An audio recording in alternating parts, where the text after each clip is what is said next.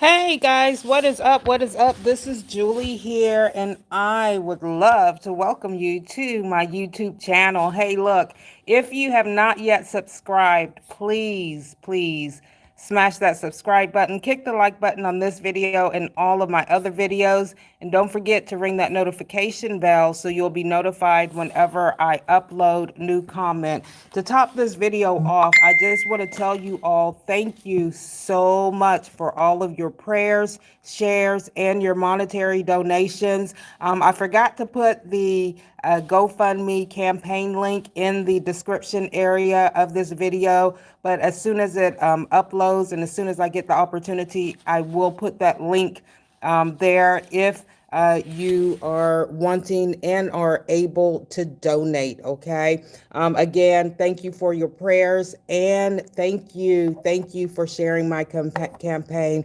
Hey guys, in this video, I am going to talk to you all real briefly and quickly because I don't have a lot of time in regards to implied steps and the 5 indirect care skills. I've been getting a lot of questions, a lot of questions, pertaining to when do I wash my hands?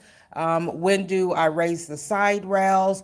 The book is just too confusing, right?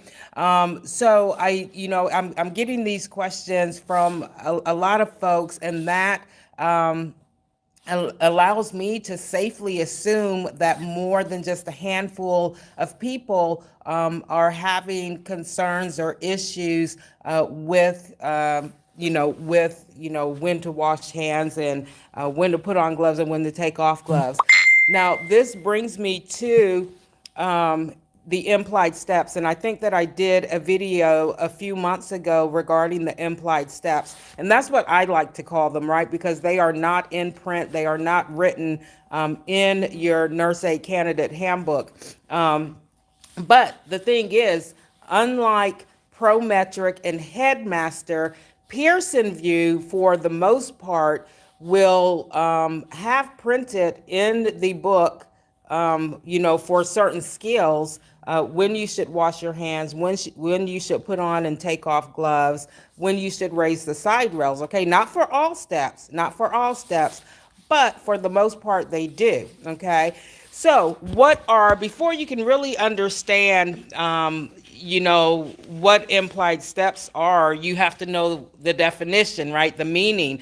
And I have defined implied steps as steps that the NNAAP, that's the National Nurse Aid Association program, basically expects you as a nurse aide to know. Okay, you should have the knowledge and the know-how to do certain things, or have the knowledge and know when to do certain things, right? And so those steps are not going to be written in your handbook because the NNAAP says, hey, these guys should already know this. Okay, this should just be automatic. It should just be common sense when it comes to performing nursing tasks, right? And guys, I agree with them 100%, right? Because at a certain point in your training, all of this should be second nature to you, when to wash your hands, right? And I always tell, my CNAs and my students, when I was a floor nurse, I would tell them, hey, look, whenever in doubt, just wash your hands. Whenever in doubt, just put on a pair of gloves, okay? If you're doubting and if you have to question, go ahead and do it, right? Because I'd rather you wash your hands or put on a pair of gloves 100 times over when you really don't have to, than you not doing so when you should, right? So whenever in doubt, just go ahead and do it, all right? Now, for Pearson View testers, the only time you will have to wash your hands with running water and soap is during the skill hand hygiene. Okay, that's the only time, unless the NAE tells you otherwise, okay? But routinely, that's the only time you have to use running water and soap to wash your hands. Any other time the skill requires you to do so, you need only to verbalize washing hands, okay? All right. Now, I want to give you some examples of implied steps. If you have your nurse aid candidate handbook with you, and I'm going to grab mine, I'm going to set my phone down here and I'm going to sit down real quick. Um, if you have your nurse aid candidate handbook, Pearson View, no matter what state you're in, if you're testing under Pearson View and you have this available, go ahead and pull it out. I want to and go to page 27, skill number 4, assist with use of bedpan. Okay, an implied step here. Let me see, because I didn't read this beforehand. All right, step number 6. Okay, step number 6, where it has you or it requires you to remove and dispose of gloves without contaminating self into waste container and wash hands, right? The implied step in step number 6 is that you already know, or you should know, how to remove your gloves without contaminating yourself, right? Because that's what it says. Step number 6. Hopefully you all can see that. Remove gloves. See there in parentheses, without contaminating self. This step doesn't specifically tell you how to do this because the NNAAP says, as a nurse aide, you should already know how to remove your gloves without contaminating yourself, right? So that is an implied step. So if you remove your gloves, okay, if you remove your gloves inappropriately, meaning you contaminated yourself, you're not going to receive credit for this step. Okay, so the implied step is not telling you how to remove your gloves without contaminating yourself. That step is just telling you to do it. Okay, because it's implied that you should already know how to do so as a nurse aide. Okay, the same thing with raising the side rail. As a nurse aide, you should know that if you are turning that person away from you, okay, not turning towards you, because when you turn them towards you, you don't have to raise the side rail because basically you are their side rail, right? But whenever you're turning the person away from you, it's assumed that you need to raise the side rail, right? So for the skill pericare, let's see, pericare. For the skill pericare, I believe it does not tell you to raise the side rail. And it doesn't, okay? Let's see. Okay, all it says in step number 11, it just tells you to turn the person to their side, right? It doesn't tell you raise the side rail before turning the person to their side, right? Because it's just assumed, it's implied that you already know for safety that you should do that because you don't want to turn the person to the side without raising the side rail because that puts that person at risk for rolling off of the bed, right? So, even in real life, right? So you want to raise that side rail before you turn that person to their side. It doesn't state it in here. It's just implied that you already know. Now, the good thing is for Pearson View, the lowering of the side rail is not scoreable, okay? So in real life, if you raise that side rail and they do not have orders for side rails to be used as enablers, before you leave out that room, you need to make sure that you lower that side rail, okay? But for testing, the lowering of side rails for Pearson View is not scoreable. So it doesn't matter if you leave the side rail up or if you lower it. And remember, this is testing, okay? This is testing.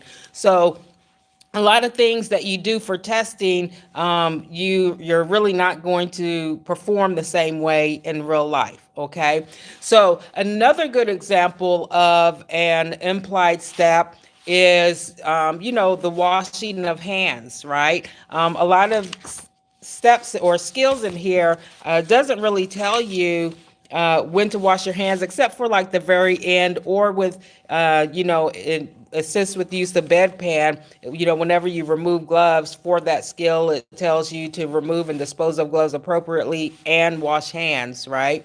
Um, but for the most part, you as a nurse aide, you should already know when you should wash hands, right? You should wash hands, whenever your hands are visibly soiled, before and after putting on and taking off gloves, you always wash your hands, right? Sometimes during, the performance of a nursing task, you may have to sanitize and or wash your hands, right? So you should already know, before you eat, wash your hands. Before the person eats, make sure you wash their hands, right? There are, like, several different instances in which you as a nurse aide should already know, at this point in time, when you should wash hands.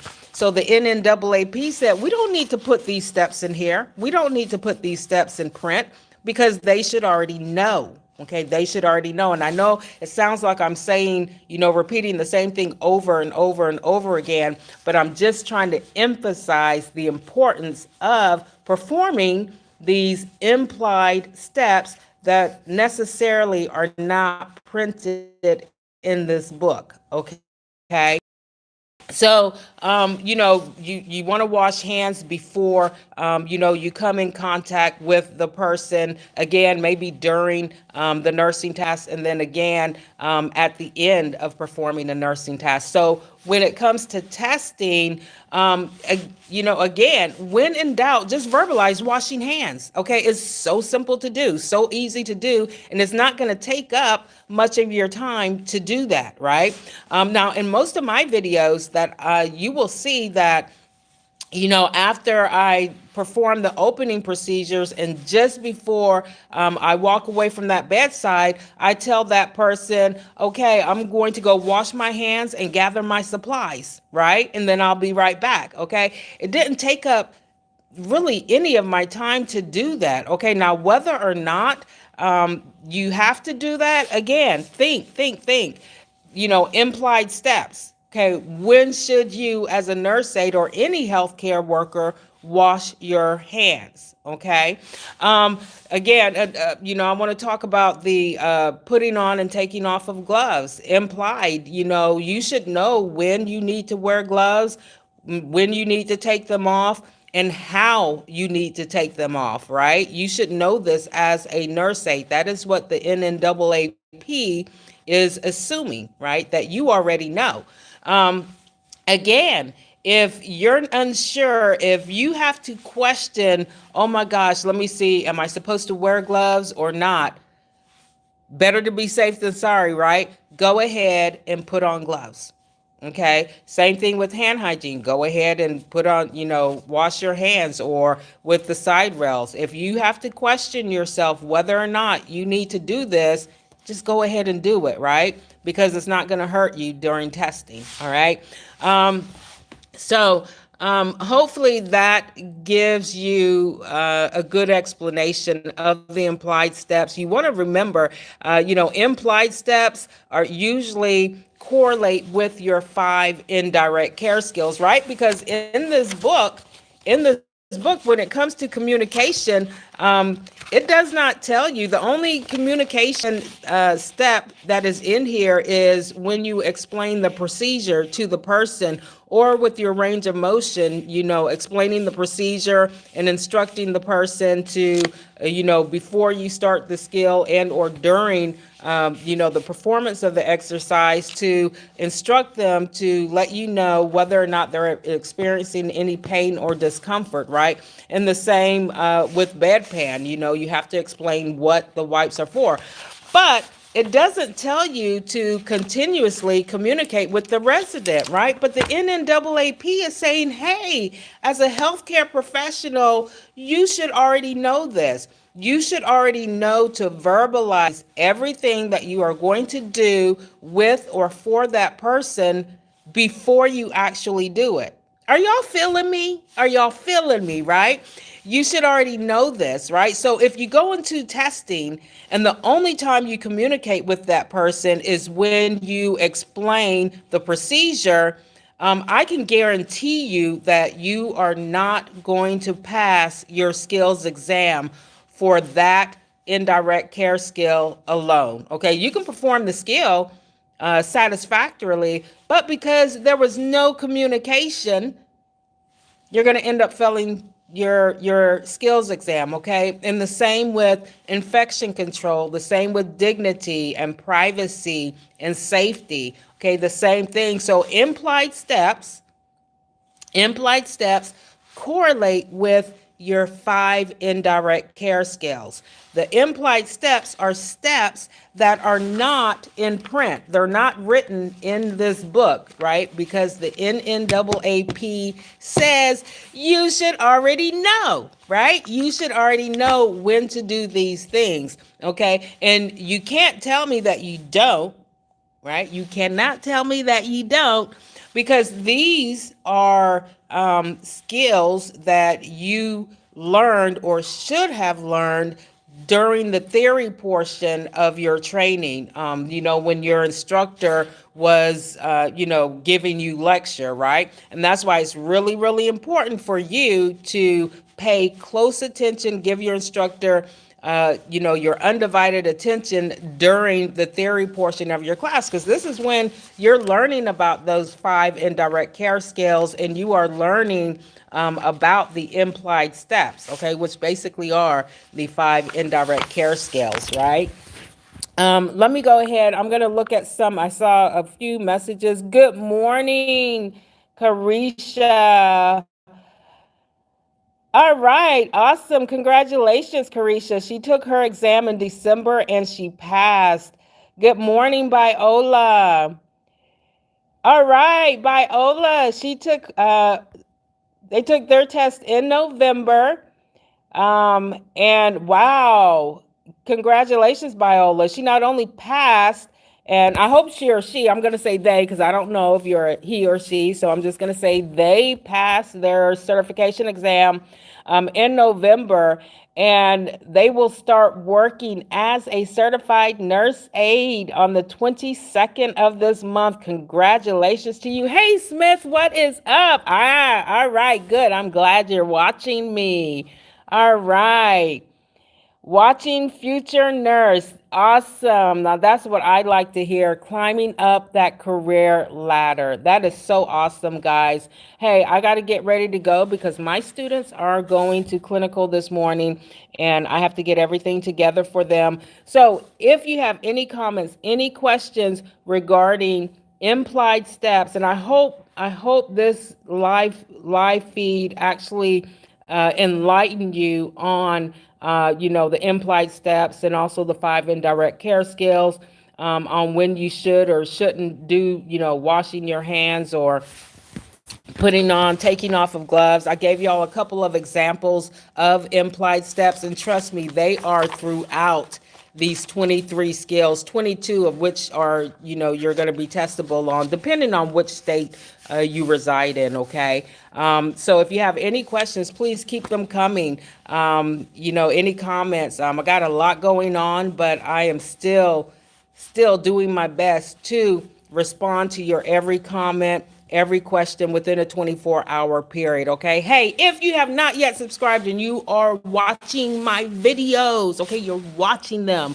Like Smith said, he was watching me. If you are watching my videos, make sure you subscribe. If you know anyone that can benefit from my videos, please have them to subscribe. Like this video. This is the only way, really the only way that I know that you are enjoying my videos, or these videos were significant to your learning something, right? Is by you hitting that like button, okay? And that way, it will let me know whether or not to produce and upload more videos like this, okay? If you don't hit that like button, I'm not going to know, and I probably won't talk about implied steps and the 5 indirect skills anymore, right? Okay, and then if you want to be notified whenever I upload new content, you want to ring that notification bell, okay? You can always change the settings on that. Hey guys, as soon as this video processes and as soon as I have time, I'm going to put my GoFundMe campaign link in the description area of this video. And if you are able to, okay, and willing and you want to, you can go ahead and donate to my cause, okay? I'm going to get ready to end this live stream because I have a student. Look, there's my student. Can they see you? I don't know if they can see you. I'm going to introduce you all to one of my students.